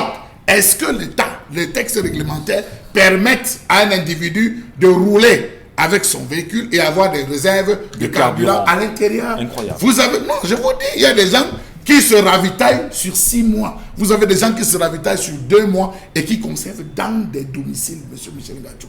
Il n'est pas dans la contrebande, mais il achète via des réseaux. On lui dit que bon, les carburants sont déjà là, il dit, vous ne bougez pas, j'arrive. Il vient avec 60 000, vous ne savez pas avec combien de bidons il va rentrer pour stocker chez lui. Donc, c'est un marché ouvert où hommes en tenue, civils et tous se servent, monsieur Michel Gachou. On a libéralisé la mort. Je ne sais pas si on a libéralisé. Vous allez du côté de Mbopi. Vous avez des Bensikina. Je dis du côté de Mbopi. De la SDP. Du côté de Mbopi. Là, il y a un endroit, il y a des failles sur le système où dans les eaux de ruissellement, il y a du carburant. Ils sont là-bas tous les jours. Oui, vous partez là-bas avec les éponges. Avec les éponges. Oui. Le gars vient déposer. Il dit, monsieur, ce n'est pas ton tour. Tu passes, il met l'éponge, ça charge, il prend. Voilà. Il presse. Il prend. Voilà. C'est là, monsieur Michel Gachou. Non, vous ne pouvez pas dire qu'il y a X raisons, il y a Y raisons. Le sujet est très, très important. D'ailleurs, on espère qu'en parlant ici ce matin, justement, que l'État va se réveiller et que, au niveau du carrefour Agip ce matin, on verra le mouvement qui va s'y faire. Comment comprendre, on va dire, le mutisme des populations face à face vis-à-vis des dangers? Ils sont pas contents. Bah, écoutez. Pardon? La population de Carrefour Agip. La famille, je dis bien, c'est la famille. On n'a pas le choix. Merci. Merci. Allez, Constil Lamine est avec nous, madame, monsieur, comme c'est le cas tous les matins. Et il revient nous parler de 1001 tapis avec le concept Salaka. Constil Lamine, bonjour. Alors, bonjour Michel Gachou. Bonjour à tous les clients du concept Salaka, ses clients. Je leur demanderai toujours de rester à la maison, de relever les numéros de téléphone et de faire les achats sans se déplacer. C'est ça également le concept concept Salaka et le magasin 1001 tapis. On peut être du côté du nord de l'Adamawa, de Bamenda, de Garouan, de Ngolomenduka et faire les achats sans se déplacer en appelant tout simplement les numéros de téléphone du concept Salaka. Et ce matin, je viens encore avec pas mal de cadeaux, avec pas mal d'avantages. Et le premier cadeau que j'offre à tous les téléspectateurs ce matin, ce sont les prix qui sont encore les plus bas, arrosés bien sûr d'une garantie exceptionnelle. Et j'attire l'attention de tous nos téléspectateurs. N'oubliez pas qu'il y a des tensiomètres de très très bonne qualité du côté bien sûr du magasin 1001 tapis. Nous allons tout de suite démarrer la vente de ce matin par les tapis, mais alors des tapis de très très bonne qualité, chers téléspectateurs. Donc vous avez donc des tapis de décoration pour la maison, vous les avez à 14 000 francs. Un tapis d'origine turque, vous l'avez en pleine promotion au magasin 1001 tapis, situé en plein cœur de Douala, à 14 000. À côté bien sûr des tapis, on parle également d'une bouilloire. Pour bouillir de l'eau, c'est une bouilloire qui ne consomme pas assez d'énergie. C'est une bouilloire en inox d'une contenance de près de 2 litres. Vous l'avez au magasin à 6 000 francs. Un prix qui est valable pour tous les clients du concept Salaka, quelle que soit la ville dans laquelle vous êtes. On parle également de plus en plus de cet appareil qui nous permet d'écraser les condiments, de cet appareil qui nous permet de faire les jus de fruits, de cet appareil qui nous permet même, bien sûr, d'écraser les condiments secs tels que le pebe, le njinja, le njansan. Tous ces condiments peuvent s'écraser dans cet appareil encore appelé Moulinex. Vous l'avez à 11 500 francs, un robot mixeur de qualité supérieure avec garantie. Vous l'avez à 11 500 francs. Les fers à vapeur sont de retour. C'est un nouveau modèle de fer, encore plus puissant, encore plus solide. Vous les avez à 7 000 francs. Ces fers à vapeur, vous les retrouverez ailleurs à plus de 12 000. Mais au magasin 1001 tapis, vous les avez à 7 000 francs. Un fer à vapeur de qualité supérieure. Les ordinateurs complets corps de Dieu. Ah ben oui, je rappelle qu'en ce moment, les ordinateurs se veulent de plus en plus très rares. Les ordinateurs sont très chers, mais le magasin 1001 tapis vend toujours ses ordinateurs à moindre coût. Vous avez un ordinateur complet à 43 000 francs, chers téléspectateurs. Ordinateur complet à 43 000. On parle également des régulateurs de tension numérique. Pour sécuriser les appareils, pour les protéger, vous les avez à partir de 15 000 francs. Un régulateur de tension numérique, il est neuf dans le carton. À côté, bien sûr, des régulateurs, on a besoin d'une rallonge. Mais quelle rallonge faut-il acheter? Une rallonge de qualité, une rallonge d'origine avec 6 sorties. Vous l'avez à 5 500 francs. Une rallonge de qualité du côté, bien sûr, du magasin 1001 tapis. Nous restons toujours dans l'informatique pour parler cette fois-ci d'un laptop corps de Dieu. Tenez-vous tranquille, il a le Wi-Fi, il a la webcam, il a 320 Go de disque dur, il a un graveur DVD, il est avec garantie. Vous l'avez à 90 000 francs. C'est un laptop corps de Dieu, 6 500. Vous l'avez à 90 000 au magasin 1001 tapis avec garantie. Des clés USB pour garder les documents, pour les conserver, vous les avez à 8 500 francs. Une clé USB 32 Go, chers téléspectateurs. Ça se passe au magasin 1001 tapis. Passez vos commandes à présent. N'attendez pas la fin de la promotion, chers téléspectateurs. On a cette fois-ci un grand fer à vapeur qui coûte plus de 25 000 ailleurs. Mais vous l'avez à 11 000 francs du côté, bien sûr, du magasin 1001 tapis. Les couvre-bouteilles, chers téléspectateurs, j'attire l'attention de tout un chacun. Les couvre-bouteilles, c'est important. Que ce soit pour couvrir le vin, pour couvrir le whisky, pour couvrir le jus, la bière, des couvre-bouteilles, 3 couvre-bouteilles à 1000 francs, du côté bien sûr du magasin 1001 tapis. Les ordinateurs à 43 000, un ordinateur complet corps de Dieu, vous l'aviez à 43 000 francs, chers téléspectateurs. Le clavier, l'écran, la souris, tout installé à l'intérieur, vous l'avez à 43 000. Les robots mixeurs de balles sont encore de retour, 11 500 francs. Un robot mixeur 2 balles pour écraser les condiments. Vous l'avez au magasin 1001 tapis. Les laptops corps de Dieu, chers téléspectateurs, toujours en pleine promotion à 90 000 francs. On veut permettre à chacun d'acheter un laptop de qualité supérieure, 320 Go de disque dur, lecteur et graveur DVD à 90 000 francs, les woofers à 33 000, un woofer de qualité, un très grand woofer à 33 000 francs en magasin d'un tapis. On parle également de plus en plus des fers à vapeur à 7 000 francs, chers téléspectateurs. Profitez de la promotion et achetez un fer à vapeur à 7 000 francs. N'oubliez pas les tensiomètres, vous les avez à partir de 30 000 du côté bien sûr du magasin 1001 tapis, en face de Palais du Lamine. Voilà, au Cameroun. Merci beaucoup. Allez, madame, monsieur, on va bien évidemment prendre les nombreuses réactions de nos téléspectateurs sur la page Equinox TV. Nous vous lisons tout de suite Dominique Audrey. Qu'est-ce qu'ils nous disent? Oui, les téléspectateurs, il y a Séraphin Noumeno qui dit c'est bien surprenant qu'il soit rapatrié en Italie car ici on rapatrie difficilement, sûrement qu'il était dans la drogue. Simplement dire qu'on utilise des prénoms, parfois des âges et des pays d'emprunt pour ne pas donner l'identification des personnes. Et pays d'emprunt.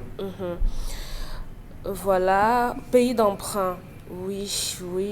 Le message sur la page. Oui, c'est vrai que c'est TV. à la première partie que les messages sont. Les prisons sont faites au Cameroun pour déshumaniser l'être qui y entre. Les mêmes problèmes dans la police, la gendarmerie, l'armée et la douane. La chèvre broute où elle est attachée, Dixit, feu cancan. En Konsamba, les prisonniers vont travailler dans des champs. Malheureusement, on ne parlait pas des prisonniers aujourd'hui. Michel Yann Rude, le problème des prisons est la même chose que le reste du pays. Si les décrets ont été signés mais ne sont pas respectés sans être inquiétés, alors nous devrons relever notre pays nous-mêmes. Je ne vais pas lire la suite du message parce que ce n'était pas joli. Oui, voilà. Donc, Colin Colby nous dit c'est très compliqué de donner des conseils à ce couple. Il faudrait qu'on sache quelles sont leurs antériorités. D'aucuns trouveront que 500 000 c'est énorme. Pour d'autres, ça représente simplement des cacahuètes. On a faire le transfert numérique avec les dépôts. 500 000, c'est pas rien. Il faut pas se mentir. Le numérique, il peut le faire. Avec 500 000, si vous n'êtes pas précis, vous ferez de très bonnes choses. Voilà, faut pas... des patients. Oui. On a toute réussite nécessite de l'endurance. C'est un message de Geslin Carlo Mbeta. Toute réussite nécessite de l'endurance, de la formation.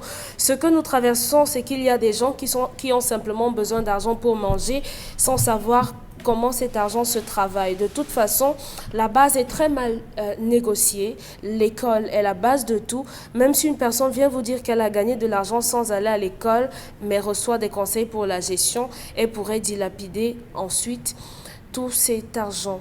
Voilà, il faut être très prudent quand même.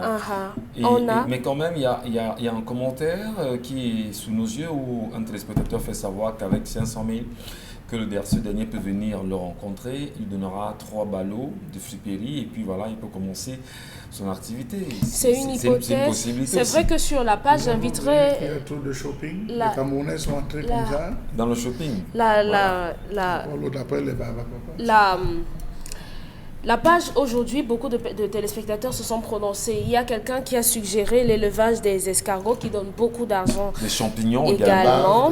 Mais il faut une formation. Les formations ne coûtent pas grand-chose et ne durent pas longtemps également. Je voulais quand même sur la question de Miko de Chalamel, Isabelle Caroline Bombo. La formation est plus importante parce que si vous avez 500 000 francs, vous dites d'accord, je ne m'en sors pas, je ne sais pas, on a des métiers qui disparaissent depuis un petit moment, par exemple la soudure. Vous dites d'accord, je vais m'engager. Oui, ça peut faire rire, mais c'est des métiers. Vous allez acheter un poste de soudure combien? Non, c'est-à-dire que vous allez d'abord vous faire former. La formation coûte combien? Effectivement, est-ce qu'avec les 500 000 francs, on peut l'investir chez le soudeur? On lui dit, bon d'accord, on a 2 ou 3 ans, le temps justement d'apprendre. Parce que vous savez, la différence entre l'être humain et l'abeille, c'est que l'abeille construit sa maison au fur et à mesure, mais l'être humain a pensé. Monsieur Michel, aujourd'hui, les jeunes n'ont plus la patience.